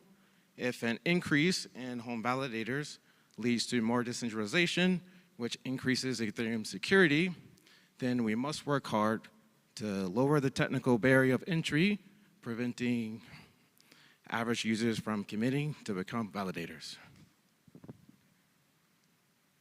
Okay, so this is Siren. With this goal and user profile in mind, we created a user interface that will help solo stakers at home. You can track validators, you can track statuses, log updates, and much more all on one location on our super sexy dashboard that comes in light and dark mode. With minimal configuration, Siren connects directly to your Lighthouse validator client and your beacon node, allowing to communicate and consume data securely. Users have the option to install Siren via our Sigma Prime Docker containers, or to download it and build it locally for some of our super users out there. Once activated, Siren allows you to manage your validators from any device on your home network or externally using an SSH or VPN access. So let's go over some features already out on Siren. It's super easy to track your validator sync statuses, to get a breakdown of your total rewards, which includes ETH currency rates and earning estimates. You can get an aggregated validator list that checks on the status, the balance of aggregated of rewards, and etc. Keep track of disk space, CPU, usage, RAM usage on the machine that's running Lighthouse. You can see how long your nodes have been running, if you have warnings telling you if you're falling behind blocks, pure data. Some key more features are you can get notified of critical and error logs, which includes statistics on rates. You can monitor logs as they arrive in real time. And use the search bar and find specific log data to copy and paste log information into the Discord if you need help. So what are some of the key actions? You can update your validator graffiti at a click of a button. For those OG validators with 00 withdrawal addresses, you can use Siren to execute your BLS actions. And lastly, when you're ready, if you're ready to call it quits, in just a few steps, you can exit your validator safely and securely. All right, so what's next for Siren and what are we working on? Coming very, very soon, Siren will enable validator deposits. For those who already have a home validator, you may have used the Ethereum staking launchpad that create your validator, but through this, you are required to know the command line, you were required to make your own deposit JSON, your key stores, and import your validator into Lighthouse yourself. Now, with Siren, there was supposed to be a video here, Now with Siren, you'll be able to take care of all of that on your own. Siren condenses the entire flow into just a few steps, allowing full guidance and validation so you don't wreck yourself when you're moving 32 ETH. Hopefully soon 1 ETH when we reduce the fees down to 1 ETH. Okay, so we're preparing for the Pectra upgrade as well, EIP 7251. The upgrade will increase the max effective balance from 32 to 2048. This will enable validators to also consolidate. This will allow stakers to merge their validators together, which will help reduce operational overhead. And so Siren will enable this for all the Lighthouse users to be first in line in the consolidation queue the moment Pectra goes live. And if you have any questions or you're interested, want to reach out to the team, just follow this and join us on Discord. We have a huge supportive community and a dev team that will like to help out. This was made possible by the Sigma Prime team, and that was it. It was Lightning Talk.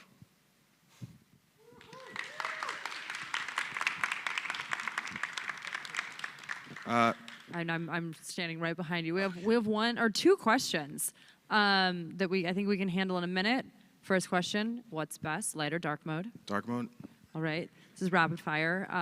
Are there docs, and how do I start using it? Yes, we do have docs. You can find them on the Lighthouse book. You just follow it, and then there's a section for Siren itself. Perfect. Amazing. We did that. Another lightning talk. So thank you very, very much, Maverick. We have one more lightning talk, so stay tuned. We'll start that shortly, and see you in a couple minutes.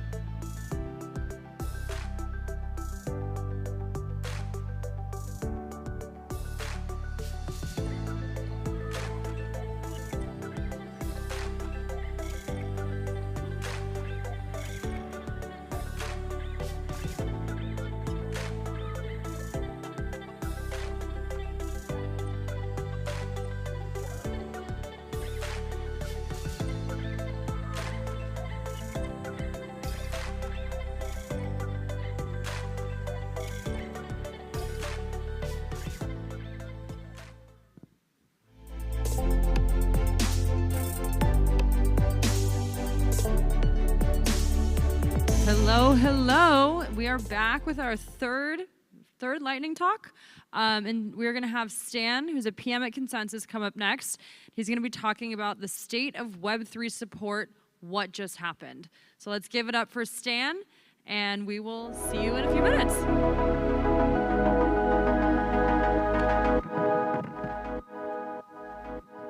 All right. Hello, everyone. Yes, my name is Stan. I work as a PM at Consensus, and today I want to share with you the state of Web3 support and what are the opportunities that we all have to make it better. First of all, shout out to my friend and colleague Joshua Reed. This talk was his idea, but since he couldn't join us today in Bangkok, I am here to bring it to life with you. Cool. So starting with the basics, how do we do support in Web3 today? Well, as I'm sure you can imagine, there are multiple options across platforms we use every day. Siren, before me, said they're using Discord for support. And we have, dedicated ticketing solutions in Discord. We have sporadic messages in Telegram or random DMs on X. This is kind of like the current norm. We also have your standard Web2 solutions, which provide a much more structured, but also well-known experience to users. And we tend to see more mature projects in the space using those types of solutions. And finally, we end up with support solutions that are tailored specifically for Web3, like Mava or Servit. So this is the landscape of what's been used today. But a more interesting question is, what is it used for? Well, we see that about 47% of all support questions are related to transactions. And that number is pretty consistent across different platforms we use for support. It's by far the biggest category, which makes sense based on our business, right? However, talking to multiple communities about how they do support, I can tell you that this is more or less true across the space. It's pretty consistent. Of course, there are exceptions based on the nature of the product that you're building, but generally this is the case. Transactions tend to be the biggest category. And I think that's fair, right? Because transactions can be daunting at times. We have found out that this is especially true for new users. Being greeted with numbers and sometimes terminology you don't understand can be quite unsettling and racking up those 47%. Cool. So some key takeaways I want to leave you with if you're thinking about setting up or designing support for your product. So first of all, keep in mind there's a chance 50% of your tickets are something to do about transactions. And then think of the user. Find and prioritize user needs based on your product. What I mean by that is that dumping all of the information on your user is rarely helpful. My advice here is to find the meaningful ways your users are using your product or the job that your users are using your product for, and start simple. Start simple. You can always add more. You can always kind of like reference everything that you want to. And last but not least, connected wallet support experience can be super helpful. A 4-year-old wallet will probably ask more sophisticated questions compared to a brand new one. Or a wallet with high transaction volume of brand new ERC20s is going to ask a specific type of questions compared to a low transaction volume wallet transacting on well-established DeFi protocols. Right, so that's what I want to leave you with. We see some products kind of like working with the Connect Wallet experience, so we're headed in a good direction, I think. And that's me. Thank you. Thank you, thank you. We have a couple minutes left. If there's any questions, we can do live ones if you don't want to type it in, and if not, we can wrap it up early. The most lightning of the lightning talks. Wow. All right, let's give it up for Stan. Thank you, everyone. Thank you.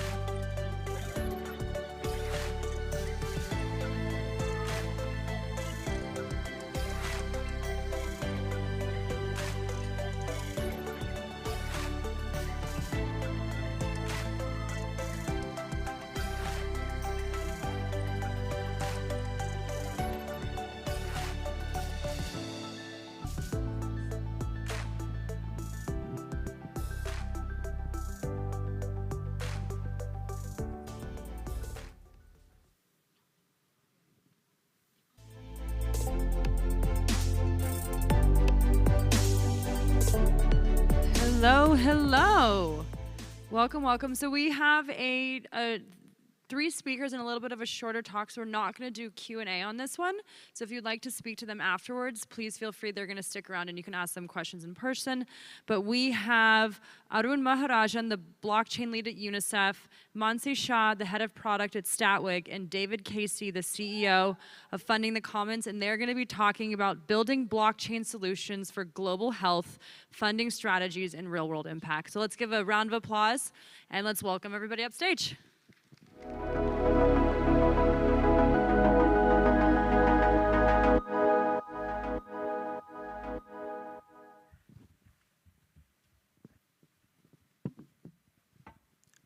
All right. Thank you for that. It's one of the last talks of the day. We don't have much time, so hope it will be a good one for you guys. Yeah, so my name is Arun. I work with UNICEF. I'm the blockchain lead at the ventures team within the UNICEF Office of Innovation, and we are here to chat with one of our portfolio companies, Statwig, around the supply chain solution that they have worked on and the impact they are creating, along with a partner of ours on how to get these open source digital public goods funded. May I ask you guys to quickly introduce yourselves, starting with Mansi? Sure. Thanks, Arun. Hi, good evening, everyone. My name is Mansi. I'm the head of product at Statwig. We are a blockchain-based company where we are basically focused on enhancing the transparency and efficiency in the global health public supply chains. What we essentially do is help stakeholders keep a track of all their transactions and give end-to-end visibility in the supply chains. Thank you, and thank you both for the invitation today. David Casey here, Director of Funding the Commons. Funding the Commons is a community and event series focused around exploring public goods funding mechanisms. And we do conferences, hackathons, open source developer residencies. We just completed one in Chiang Mai last month, and public goods funding experiments, so applied experiments using new mechanisms. So in case you're wondering what a UNICEF person is doing here, so we have been working with blockchain since 2015. We run something called the UNICEF Venture Fund, where we provide funding for early stage startups such as Statwig that Mansi is working for.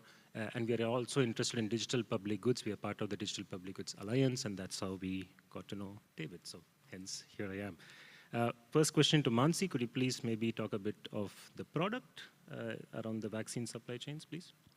Yeah. So I think the problem, the challenge that we were looking at was twofold. So the first initial issue was around how the supply chains are fragmented, and specifically in the healthcare systems, how they rely on siloed information which do not talk to each other. The other issue was also around product wastage in terms of expiry, counterfeiting, and cold chain failures. So this was like the primary agenda that we wanted to solve firsthand and have a unified platform. So that is where we've built a solution called Vaccine Ledger, which typically ensures that every physical asset in the supply chain, we create a digital twin of that.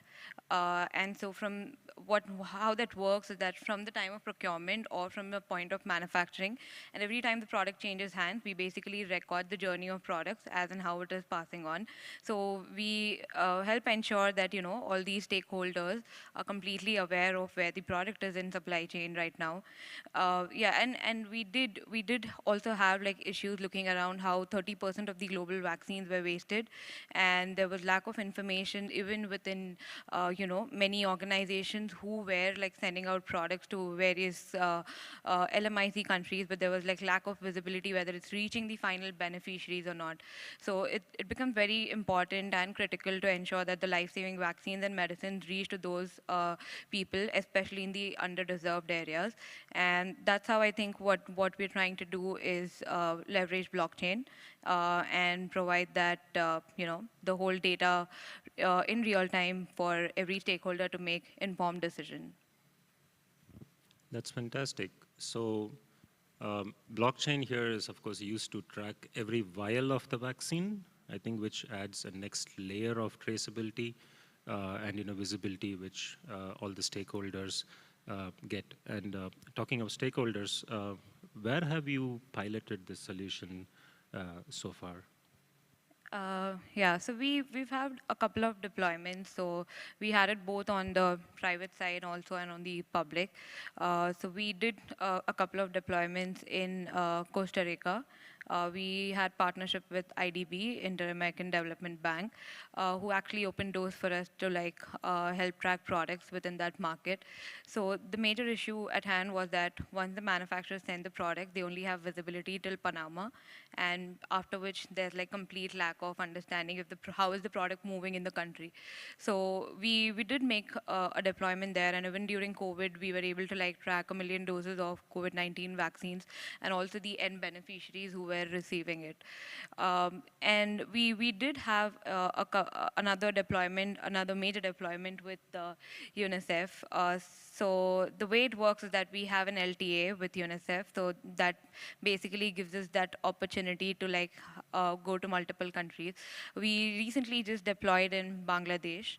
So we are ensuring that we are tracking the product from the central procurement level at the country. And there are like multiple various stakeholders within the entire ecosystem who are also going to be a part of it.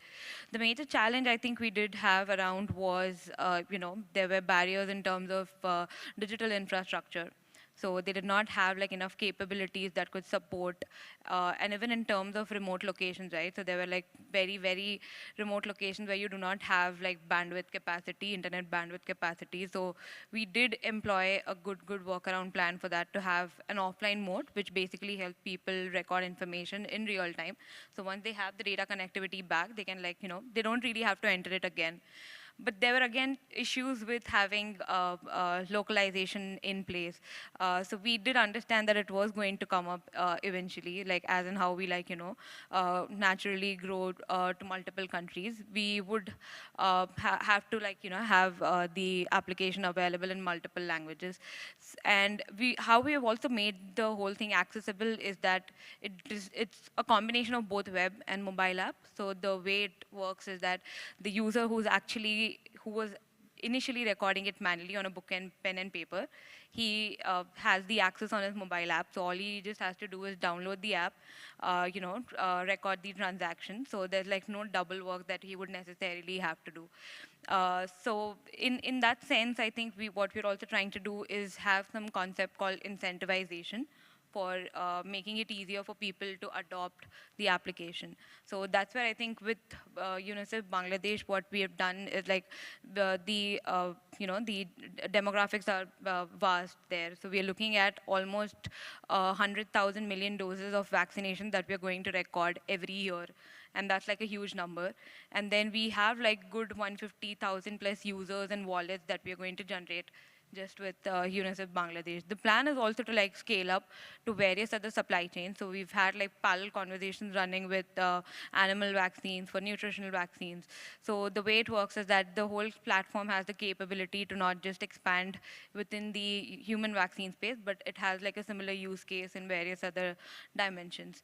So it has the potential of creating a good 5 million wallets in the next coming up year or two. So we're looking at like some potential contracts coming up, hopefully soon. Thanks a lot for not just highlighting the challenges that you guys had to overcome in a real world use case, but also the kind of impact that could be generated. So she was talking of millions of wallets, and stuff like the offline mode. It gets very real out there. So that is a lifesaver actually, which enables the blockchain to always be in sync. And other things that you mentioned as well. That's actually fantastic.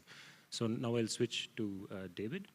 So as you could see, David, like these guys managed to not just build the tech, but also make it accessible and make it work in the real world. And just in Bangladesh, they'll soon start tracking 100,000 vaccines with thousands of wallets. So for projects such as this, Web3 projects, real world, open source, what would be the sources of funding that they can tap into? Could you please take us through an overview of that? Yeah, so I think I've always thought that this is a very interesting use case, real world, real time supply chain tracking. I remember a project from about 6 or 7 years ago, I believe it was called Wabi, that was more focused on food, and there was like a lot of kind of fake ingredients issues, especially in China.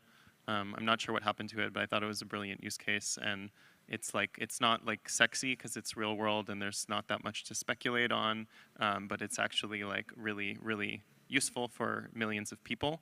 I think in terms of funding, in crypto we have this kind of phrase of public goods funding, but often what people mean are funding network goods, which are kind of digital public goods, open source, that is specifically applicable to the Optimism superchain ecosystem or the Polygon ecosystem or the Ethereum ecosystem or the Stellar ecosystem, which is a little different than when kind of government, public sector, UNICEF folks talk about public goods, which are kind of like the public that is, the human species or the public of Bangladesh. So in that light, there are a number of public goods funding systems being developed and some really interesting work being done in the Optimism ecosystem with retroactive public goods funding. There's a kind of old protocol, Golem Foundation, which deployed something called Octant, which uses quadratic funding, like Gitcoin, to fund a number of, again, mostly Ethereum open source public goods. What I think these ecosystems are looking for is essentially transaction volume on their chain, on their network. And so deploying these millions of wallets on a decentralized public blockchain network like a layer 2 on top of Ethereum would be, I think, critical to going after public goods funding from one of these ecosystems. There's always the option of launching a token, using that token as an incentive layer for real world validators or auditors that are tracking the vaccines as they go through time and space using basic devices that millions of people have around the world. So you enable kind of large amounts of people that are not technical to directly engage in validating transactions or kind of interactions. So these are some ideas. And then beyond Web3, I think this is a real use case for public sector, for governments, for large nonprofits and philanthropic bodies like Gates Foundation. I think that this use case goes way beyond Web3. I think that Web3 and blockchain foundations should be very interested in these use cases. Unfortunately, it's generally only if you're using some specific stack or technology, like I mentioned, of a specific layer 2, would they generally become interested. Ethereum Foundation's an exception. They fund a lot of interesting research. Thanks for that. What got me into blockchains for the very first time many years ago was actually the real-life potential of this technology helping society as in a whole. And then now we are beginning to see these real-world use cases. And you already mentioned about, let's say, the amount of data that has to be stored on-chain for the sources of public goods funding from the Web3 ecosystem to be interested in them. What else should these projects keep in mind, apart from just using the blockchain, of course, that goes without saying? How else can they make themselves attractive? I think as we spoke about a bit earlier, understanding how can we engage people in the real world beyond developers, bringing this technology outside of the kind of internal circles that I feel like, I also got interested in blockchain about 11, 12 years ago for real world use cases and impact, and always have been really interested in projects, and that's how we got connected. So yeah, looking at how can people around the world living in places like Costa Rica, Bangladesh, use very basic and rudimentary devices to confirm things that are happening in the real world and reward them directly on a public blockchain for those actions. Okay. So impact can, of course, be generated by Web3 projects. They may also be generated by Web2 projects who are doing fantastic work. The thing is, these Web2 projects are typically not aware of how to become Web3, how to get the data on-chain and all that. So how can the Web3 ecosystem, the funding ecosystem, be more inclusive and including them? Like, do they have to learn some protocol? Do they have to, like, or could there be easier pathways for these guys to enter the ecosystem as well? Yeah, I think this is an issue with Web3. It's more insular than it could be. And a lot of use cases are being built specifically for the Web3 community. I think these types of exceptions are really interesting, and the broader crypto ecosystem would do well to engage more. I have seen some kind of retroactive airdrops and funding mechanisms going to GitHub profiles of Web2 developers that may have never heard of the people sending them the token, but I think ZK Sync might have done this. A few recent airdrops have gone to Web2 developers that are building libraries that have been leveraged by crypto protocols, and then they send it like directly to a GitHub address and account, and that's one way that I've seen the Web3 community engaging beyond kind of the small, relatively small but growing ecosystem that we have here. That's very, very encouraging to know that new avenues are opening up for broader areas of impact to be funded by the Web3 ecosystem. So that's fantastic. That's all the time that we have. Thank you so much, both Mansi and David, for, of course, highlighting the solution and, of course, talking about the ways in which solutions such as Statvic and the vaccine ledger could get funded. Thank you so much. Thanks. Thank you, thank you. And again, we didn't take questions on that one, so if you'd like to ask everybody about their questions, they're going to stick around and you can ask them. I saw that we had 2 come in, so just stop by over there. We have one more talk left for the evening, so we're going to clear the stage and get ready for that talk. So thank you very much for sticking around, and I will see you in a couple minutes.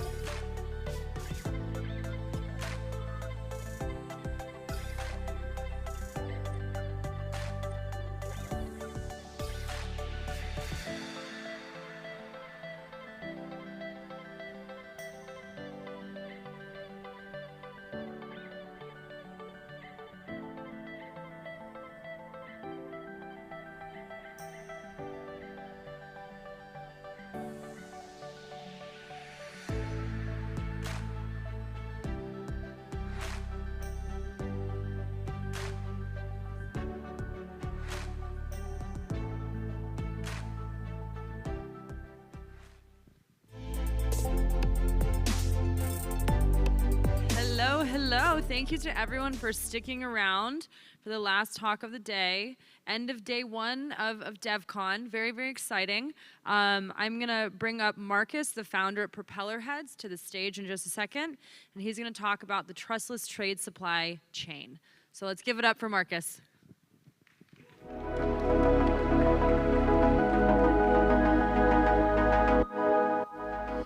Thanks, Bridget.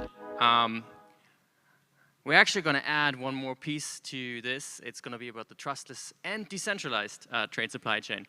So I want to give you all a little bit of empathy for what it's like in the trenches between Uniswap and the settlement layer, and how a swap actually happens, and what work is still to do there, so that more researchers and builders can make sure that this part of Ethereum also stays decentralized. What I mean by supply chain is from the UI, like MetaMask, to an order book, like CowSwap, to a solver, like Barter, to a builder, like Titan, to a proposer, like the Ethereum validators. There's a lot going on, and much of the research that we do today focuses on the last part, the proposer. However, all of these other parts that we have in front of them are at the moment, for the most part, trusted and centralizing. This is common knowledge to people who are paying attention to PBS and the solver market.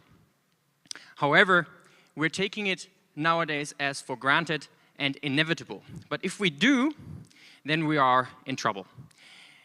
This is a metaphorical image for what DeFi looks like. If we want to build economy on top of DeFi, then DeFi is majorly built on the trade supply chain.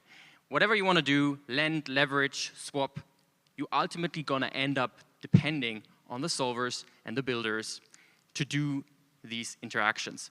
And if we have a decentralized settlement layer and we don't have a decentralized trade supply chain, then we don't really have DeFi.